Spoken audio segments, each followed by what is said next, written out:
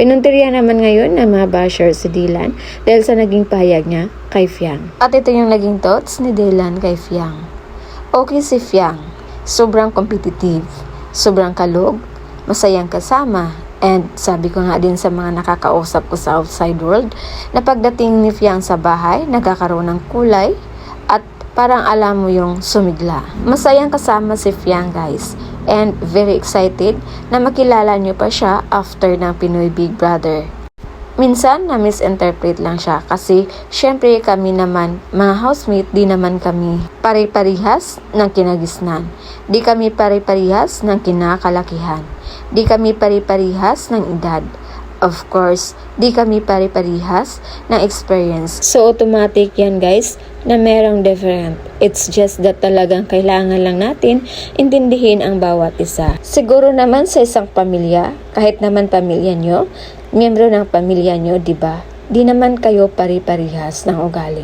Nagkakaintindihan lang kayo kasi pamilya nga. Ganon din kami mga housemates sa loob ng bahay ni Kuya. Pero sa kabila ng magandang sinabi ni Dylan kay Fiang, hindi pa rin ito nagustuhan ng mga netizens. Ayon pa sa kanila, kumapit si Dylan kay Fiang dahil alam niyang sikat ito at gusto din mahila pataas ang kanyang pangalan. At napansin pa ng mga netizens, bakit sabay-sabay na nag-ingay sa social media sina Dylan at Jazz.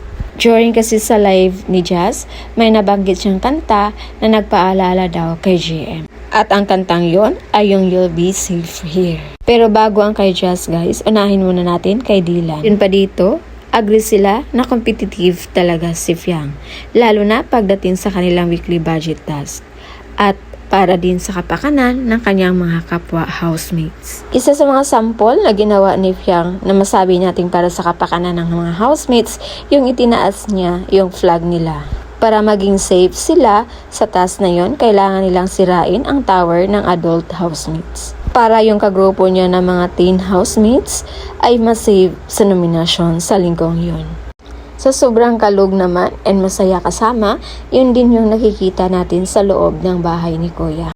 Kaya mostly sa nakikita natin kay Fiang sa loob ng bahay ni Kuya ay nagpapatawa sa kanyang mga kapwa housemates.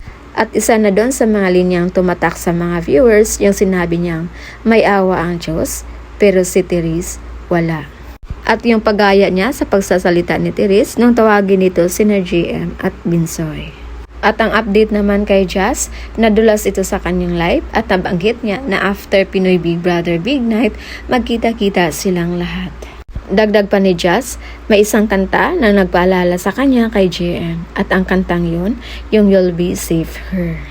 Kaya marami ang naguluhan sa sitwasyon ngayon dahil nung nakaraang araw lang may nakita tayong video kung saan magkahawak kamay sina Dylan at Jazz.